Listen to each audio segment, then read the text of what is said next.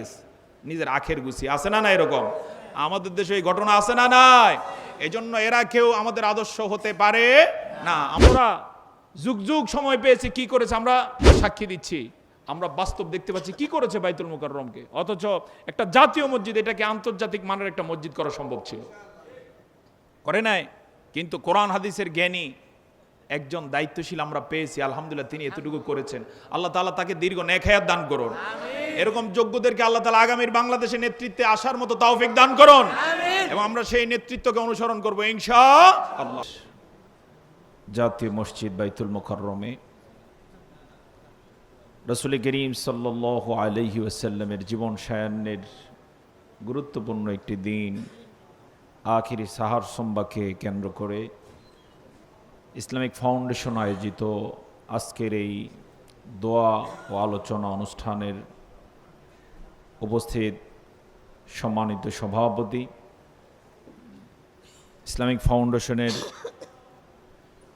দ্বীনি দাওয়াহ ও সাংস্কৃতিক বিভাগের সম্মানিত ডাইরেক্টর,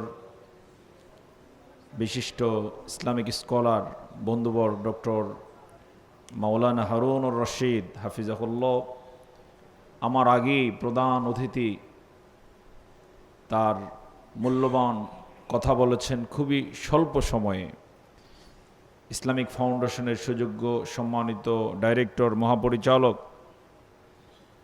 বিশিষ্ট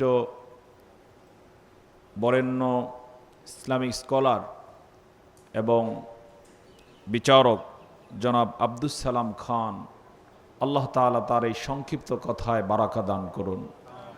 উপস্থিত জাতীয় মসজিদের সাথে সম্পৃক্ত বরেণ্য দায়িত্বশীল বৃন্দ, আইম্মে মাসাজিদ, খুতাবে এজম, বিভিন্ন পর্যায়ের বিভিন্ন জায়গা থেকে এই অনুষ্ঠানে অংশগ্রহণকারী সম্মানিত উলামা হযরত, মূল আকর্ষণ সম্মানিত আল্লাহর ঘরের মেহমান বৃন্দ তথা মুসল্লি বৃন্দ, সাংবাদিক বন্ধুগণ, এই মাইকের আওয়াজ যত দূর যাচ্ছে তত মধ্যস্থিত উপস্থিতি।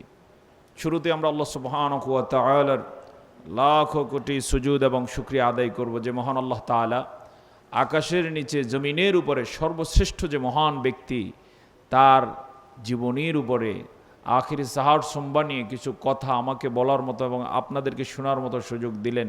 আমরা এর জন্য খুশি না বেজার? খুশি হয়ে সকলে মিলে পড়ছি আলহামদুলিল্লাহ। রব্বানা লাকাল হামদ হামদান কাসীরান